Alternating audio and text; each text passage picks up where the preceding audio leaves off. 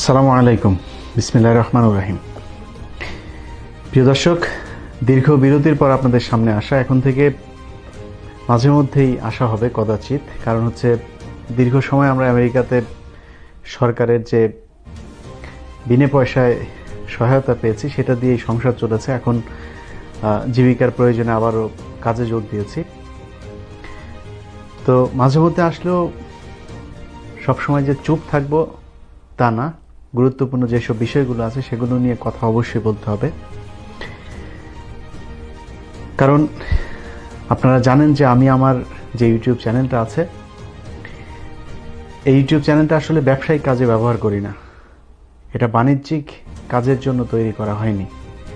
আমি আমার বাক স্বাধীনতা, আমার ব্যক্তি স্বাধীনতা আমি আমার ইউটিউব চ্যানেল ফেসবুকের মাধ্যমে প্র্যাকটিস করি।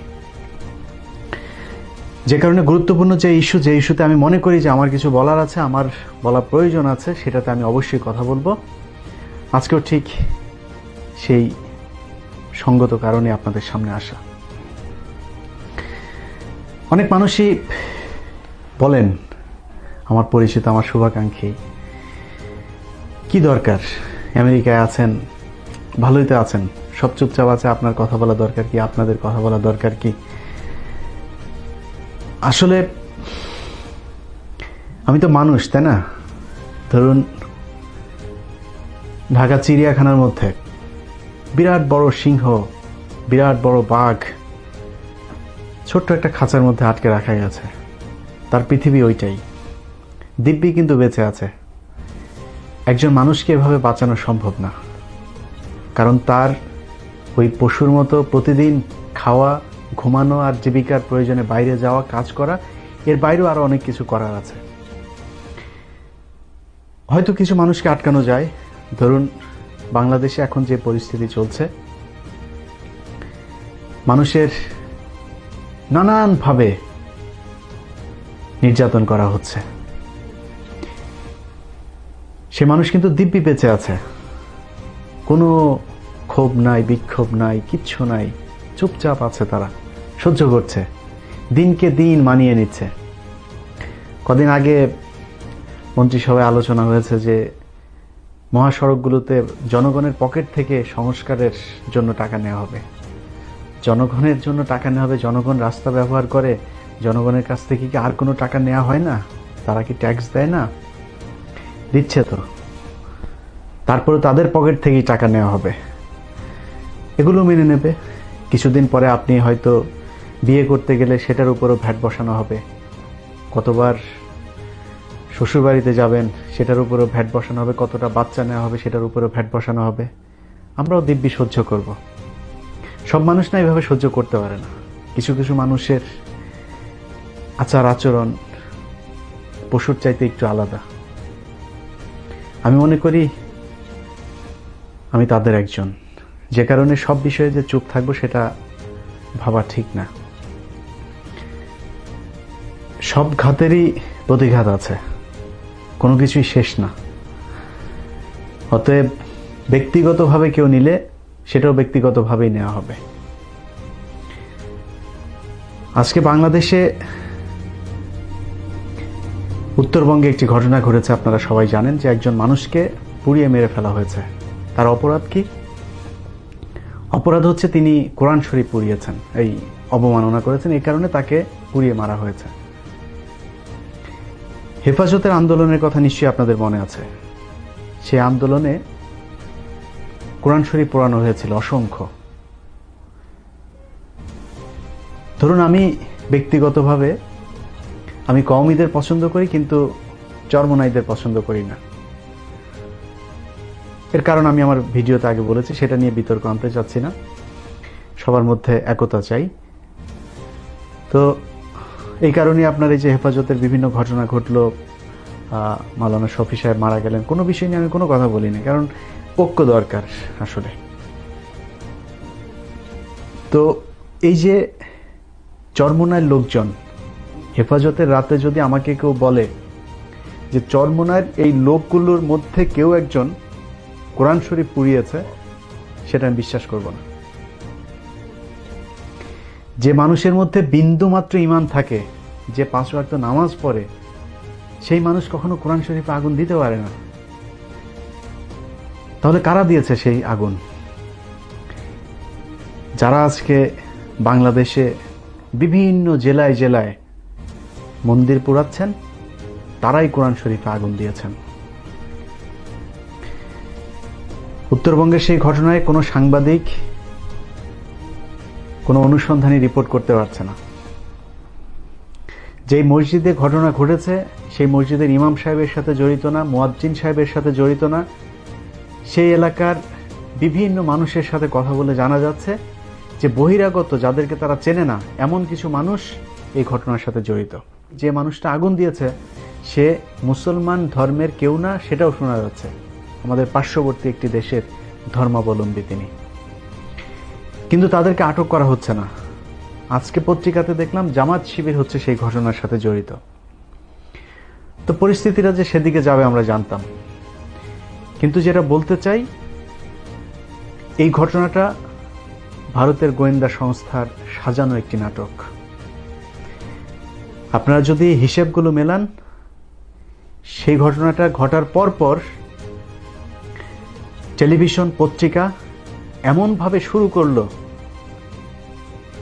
যে সেই ঘটনাকে সবার সামনে, মুসলমানরা হচ্ছে বাংলাদেশের সবচাইতে সাম্প্রদায়িক একটা গোষ্ঠী এবং মুসলমানদের চরিত্রটাই বোধহয় এমন, এরকমভাবে সেটা ফলাও করে বিবিসি থেকে ডয়েচে ভেলে সবাই চালানো শুরু করলো। কেউ অনুসন্ধানী রিপোর্ট করছে না, সেই এলাকায় যাচ্ছে না, কোথায় ঘটলো, কে আগুন দিল, কে মারলো, কেন মারলো, সেই কথা কিন্তু কেউ বলছে না। আরে ভাই, কতজন মানুষকে এ পর্যন্ত কোরআন শরীফ অবমাননার জন্য পোড়ানো হয়েছে? বাংলাদেশের রাষ্ট্রীয় একেবারে আয়োজনের মধ্য দিয়ে এই শাহবাগে বসে রাসূল সাল্লাল্লাহু আলাইহি ওয়াসাল্লাম ইসলাম ধর্ম নিয়ে কটূক্তি করার সুযোগ করে দেওয়া হয়েছে। কজনকে পুড়িয়ে মেরেছে দেশের মুসলমানেরা? আজকে ফ্রান্সের ঘটনা নিয়ে অনেকে অনেকভাবে কথা বলছেন যে ফ্রান্সে কেন মুসলমানরা এরকম করছে। আমাদের বাঙালি মানুষও বলছে অনেকে, এটা করা ঠিক হচ্ছে না, কেন বিক্ষোভ করছে, এই সেই। আরে ভাই, আপনি কলিজায় ধরে টান দিয়েছেন। আমরা তো, আমাদের ঈমান নাই, এই জন্য আমরা চুপ আছি। যদি বিশ্বাস করতাম যে আমাদের মৃত্যুর পরে জবাবদিহি করতে হবে, যদি কলেমায় বিশ্বাস করতাম, রাসূল সাল্লাল্লাহু আলাইহি ওয়াসাল্লাম বলে কেউ একজন আছে, তাকে বিশ্বাস করতাম, এই অবমাননা সহ্য করা যায় না। আমরা কিন্তু দিব্যি খাচ্ছি, দাচ্ছি, সব কিছু করছি, কোনো সমস্যা হচ্ছে না আমাদের। একটু চিন্তা করুন তো, কাকে অপমান করা হয়েছে? বাক স্বাধীনতার কথা বলবেন? যেই দেশে কোরআন শরীফ অবমাননা করা হয়েছে, সেই দেশে গিয়ে ওই দেশের সংখ্যাগরিষ্ঠ যে ধর্মীয় জনগোষ্ঠী আছে, তাদের ধর্মীয় গ্রন্থটা একটু মুসলমানরা পোড়াতো, তারপরে কি হয় দেখি। কিছুদিন আগে নরওয়েতে কোরআন শরীফ পুলিশ পাহারা দিয়ে রাস্তার মধ্যে তারপরে তারা পোড়ানোর ব্যবস্থা করেছে। সেই দেশটাতে যদি ওই দেশের ধর্মাবলম্বী যারা আছে, সেই সংখ্যাগরিষ্ঠ ধর্মাবলম্বীদের বই যদি নাকি, ধর্মীয় গ্রন্থটা যদি ওইভাবে পড়ানো হয়, পুলিশকে এইভাবে মুসলমানদের পাহারা দিয়ে সেভ করবে? কখনোই করবে না। অতএব বাক স্বাধীনতা মানে যা ইচ্ছা তাই না। যেই দেশে এই ঘটনা ঘটছে, সেই দেশের প্রেসিডেন্ট আমার সামনে দিয়ে যাবে আর তাকে আমি গালি দেব, সে সহ্য করে কিনা দেখি তো। তার যা নিরাপত্তা কর্মী আছে তারা সহ্য করে কিনা দেখি তো। যেই দেশের সরকার সারাদিন ভিক্ষা করে, সেই ভিক্ষুকের জাতি যারা আছে, থার্ড ওয়ার্ল্ডের কথা বলছে, সেসব দেশে প্রেসিডেন্টদের কথাই চিন্তা করুন। বাংলাদেশে শেখ মুজিব আর শেখ হাসিনাকে নিয়ে কথা বললে মানুষ জেলে যাচ্ছে না? তো বাক স্বাধীনতা তো। শেখ মুজিবকে কি কেউ কবরে গিয়ে চড় মেরেছে নাকি? শেখ মুজিবকে গালি দিচ্ছে, শেখ মুজিবকে কটূক্তি করছে, সমস্যা কি? বাক স্বাধীনতা না? এখন আপনি যদি বলেন যে না, বাক স্বাধীনতার একটা লিমিট আছে, সেই লিমিট খালি শেখ হাসিনা আর শেখ মুজিবের জন্য না, সেই লিমিট রাসূল সাল্লাল্লাহু আলাইহি ওয়াসাল্লামের জন্য আসতে হবে। প্রতিটা ধর্মীয় যারা নেতা আছে, সেটা হিন্দু হোক, খ্রিস্টান হোক, বৌদ্ধ হোক, তাদের ধর্ম নিয়েও আমাদের সম্মান দেখাতে হবে। এখন আপনারা বলতে পারেন যে ভাই, আপনাদের মুসলমানেরা এতে অনেকে অনেক কথাবার্তা বলে।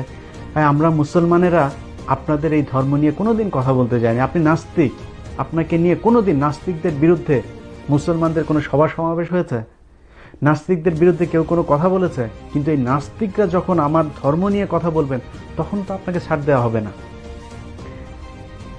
আপনাকে যেভাবে যা ইচ্ছা পালন করার সেই স্বাধীনতা দেওয়া হয়েছে, আপনি নামাজ পড়বেন না, কোনো সমস্যা নেই, আপনার স্ত্রীকে আপনি ন্যাংটা করে রাস্তায় ঘুরবেন, সমস্যা নাই, কিন্তু মানুষ আপনার স্ত্রীর দিকে তাকাবে, সেই স্বাধীনতা তার আছে। অতএব আপনার স্বাধীনতার একটা লিমিট আছে। যদি লিমিট নাই থাকে, তাহলে আপনার স্ত্রীকে নিয়ে যখন আপনি রাস্তায় বের হবেন, তাকে আমি যদি চাই, আমার যদি পছন্দ হয়, তাহলে ধর্ষণ করার সুযোগ দিতে হবে। দিবেন সেটা? সেটা তো দেবেন না। অতএব সব কিছু স্বাধীনতা মানে এই না যে আপনি যা ইচ্ছা তাই করবেন। স্বাধীনতা মানে হচ্ছে অন্যের স্বাধীনতা রক্ষা করে তারপর নিজের স্বাধীনতার প্রতিফলন ঘটানো, এটাই হচ্ছে স্বাধীনতা। তো সেই জায়গা থেকে বাংলাদেশে আজকে আপনারা বলছেন যে যা ইচ্ছা তাই করা হচ্ছে, মুসলমানরা মানুষ পুড়িয়ে মেরে ফেলছে, সাম্প্রদায়িক গোষ্ঠী, এটা নিয়ে ব্যাপক আকারে মিডিয়াতে আলোচনা করা হলো। এরপরে ঘটল কি, গণস্বাস্থ্য কেন্দ্রের একজন কর্মকর্তা তিনি বললেন তার প্রতিষ্ঠানে কাউকে যেতে হলে তারপরে সেই জনস্বাস্থ্য কেন্দ্রের আপনার বিধি মেনে তারপর যেতে হবে। বিধিটা কি? মুসলমান ছেলেদেরকে টাকনুর উপরে কাপড় পরতে হবে আর মুসলমান মেয়েদেরকে হিজাব পরতে হবে। আচ্ছা, এই আদেশটা কি খুব খারাপ আদেশ? কোনো খারাপ আদেশ দিয়েছে? দেয় নাই তো। এখন বলবেন যে জোর করে চাপিয়ে দেওয়া হচ্ছে। সেখানে জোর করে কিন্তু কাউকে মারাও হয় নাই, কারো চাকরিচ্যুতিও করা হয় নাই, কিছুই করা হয় নাই। বরং কি করা হয়েছে, যেই ব্যক্তি এই আদেশটা দিয়েছিল তাকে ওএসডি করা হয়েছে।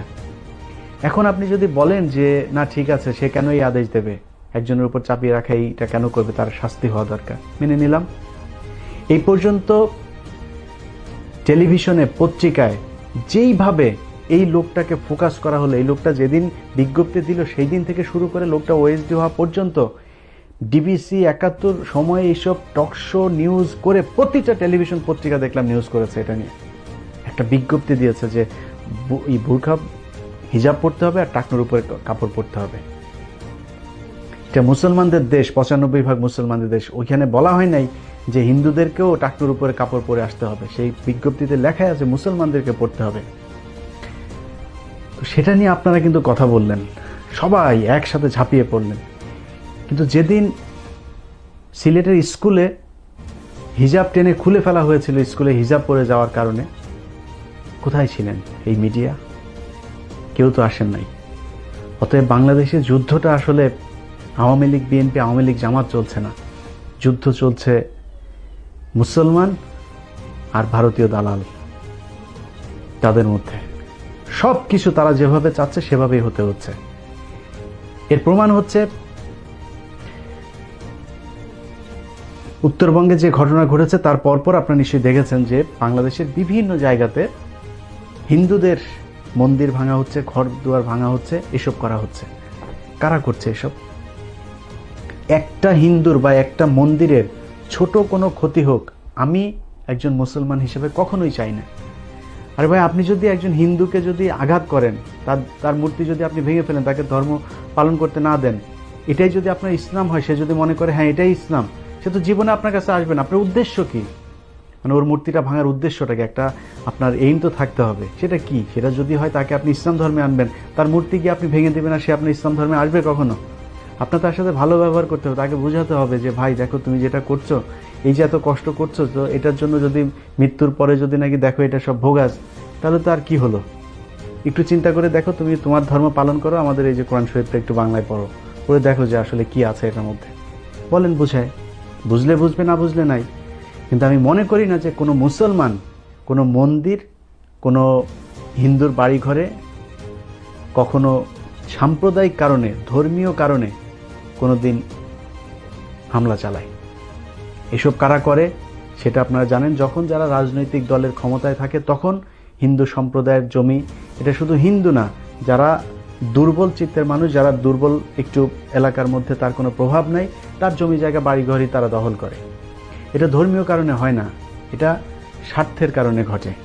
অতএব সেটাকে সাম্প্রদায়িক একটা তকমা দেওয়ার কোনো সুযোগ নাই। সেই ঘটনাকে কেন্দ্র করে ভারতের একজন পার্লামেন্টেরিয়ান তিনি ঘোষণা দিলেন বাংলাদেশে ভারতের সেনাবাহিনী ঢোকাবেন। এবার হিসাবগুলো আপনারা একটু মিলায়ে দেখেন যে উত্তরবঙ্গের ঘটনা, হিন্দুদের বাড়িঘর পোড়ানো, তারপরে আমাদের গণমাধ্যমে এগুলোকে ফলাও করে প্রচার করা, এইসবের মধ্যে কোনো যোগসূত্র আছে কিনা। আমি বাংলাদেশের প্রতিটি মানুষকে বলতে চাই, সেনাবাহিনী গত 2 দিন আগে প্রজ্ঞাপন একটা বিজ্ঞপ্তি দিয়েছে। সেই বিজ্ঞপ্তিতে আইএসপিআর বলেছে যে সেনাবাহিনীর অবাঞ্ছিত কিছু কর্মকর্তা সদস্য তারা বিভিন্ন দেশে গিয়ে আপনার সেনাবাহিনীর বিরুদ্ধে কুৎসা রটনা করছে, তাদের বিরুদ্ধে ষড়যন্ত্র করছে। তো ষড়যন্ত্রের যে কথাগুলো বলা হচ্ছে সেটার জবাব দেন। তারা অবাঞ্ছিত না বাঞ্ছিত সেটা আমাদের জানার দরকার নাই, যে কথাগুলো বলা হয়েছে সেটা সত্য কি মিথ্যা সেটার জবাব দেন। আব্দুল আজিজ সাহেবের যে বক্তব্য প্রচার হয়েছে শেখ হাসিনার সাথে, সেটা সত্য না মিথ্যা সেটার জবাব দেন। আমরা শুনি যে হ্যাঁ না ঠিক আছে, উনি বলেছেন যে এটা আমার বক্তব্য না, সেই বক্তব্য তো দিচ্ছেন না। সারোয়ার্দী যখন আলোচনা করলো তখন বলা হলো যে সারোয়ার্দীর বউয়ের এই চরিত্র খারাপ, সারোয়ার্দিন 3টা বিয়ে করেছে 4টা বিয়ে করেছে। আরে ভাই, তার বিয়ে করেছে এটা নিয়ে তো সমস্যা না। সে যে অভিযোগ করেছে যে বাংলাদেশের সেনাবাহিনী এখন ভারত নিয়ন্ত্রণ করছে, এটা সত্য কি মিথ্যা সেটা বলেন। যাদের সেই 71 নিয়ে এখনো কষ্ট আছে বুকের মধ্যে, তাদের আজকে ভারত যখন বলে যে বাংলাদেশে তাদের সেনাবাহিনী পাঠাবে, খারাপ লাগে না? একটুও কষ্ট হয় না? আপনারা এত দেশপ্রেমিক মানুষ, মুক্তিযোদ্ধা, মনে হয় না খারাপ লাগে না একটু যে দেশটার উপরে এরকম আঘাত করছে ভারত একটার পর একটা? আজকে যারা এসব সহ্য করছেন আর আমরা যারা কথা বলছি তাদেরকে উল্টো পাকিস্তানপন্থী, তারপরে দেশদ্রোহী এসব কথাবার্তা বলছেন, তাদের কাছে খুব হাত জোর করে বলতে চাই ভাই, দেশে আয়, দেশে আসলে এই করে ফেলবো সেই করে ফেলবো। বা এই পর্যন্ত আপনাদের পেছনের অনেক ইতিহাস আছে না, ওগুলো কিন্তু দেশে বসেই করছে, কিছুই করতে পারেনি তাদেরকে। যারা আপনাদের বঙ্গবন্ধুর পুরো গোষ্ঠী শুদ্ধ খুন করেছে তাদেরকে কিছুই করতে পারেনি, দেশে ছিল কিন্তু তারা। জানেন খন্দকার মোস্তাক কত সালে মারা গেছে? একটু খোঁজ নিয়ে দেখেন।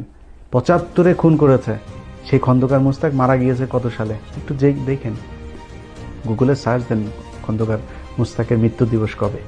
এতগুলো বছর সে বাংলাদেশে ছিল, মুস্তাক, খন্দকার মুস্তাক। আর আমরা ইলিয়াস দেশে গেলে আপনি কি করে ফেলবেন ভাই? কেউই কিন্তু বাড়িঘর নিয়ে বাইরে যাইতে পারবে না। হ্যাঁ, বাড়িঘর সবারই থাকবে দেশেই। অতএব কথাবার্তা বলার সময় একটু হুশ করে তারপরে বলেন।